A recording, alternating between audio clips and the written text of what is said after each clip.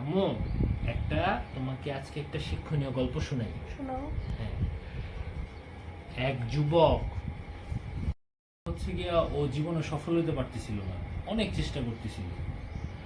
পরে লাস্টে ও হচ্ছে গিয়া ওর এক গুরুর কাছে গেছে। গুরুর কাছে যা বলতেছে যে, গুরু গুরু, আমি তো জীবনে সফল হতে পারছি না, কি করা যায়, কি করলে আমি জীবনে সফল হতে পারি? তখন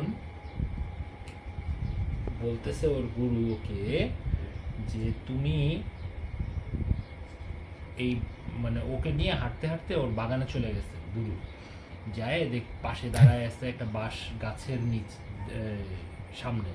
তখন বলতেছে যে, এই বাঁশ গাছটা দেখছো, এই বাঁশ গাছটা যখন আমি রোপণ করছিলাম তখন 5 বছরেও সে কোনো মানে তার কোনো ইমপ্রুভমেন্ট ছিল না। হ্যাঁ, কিন্তু 5 বছর পরে পরে হচ্ছে গিয়া কয়েক সপ্তাহের মধ্যেই ও 80-90 ফুট লম্বা হয়ে গেছে।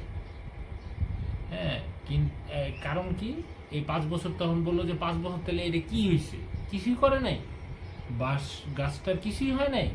তখন বলছে হইছে, ও ওর ভিতটা শক্ত করছে, ও ওর নিচের যে ভিতটা আছে, হ্যাঁ, সেইটা শক্ত করছে, মানে শিকড়। শিকড়টা, যে এখন অনেক ঝড় বাতাস হইলেও ও উপড়ে যায় না, উপড়ে পড়ে না।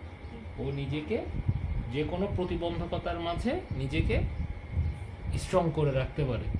এর মানে কি শিখলা? এর মানে শিখলা এইটাই, হ্যাঁ, সাথে সাথে যে কোনো কাজে সাথে সাথেই আমরা সফল হতে পারবো না, আমাদেরকে এফোর্ট দিতে হবে এবং ফল পাওয়ার জন্য আমাদেরকে সময় নিতে হবে। বুঝছো?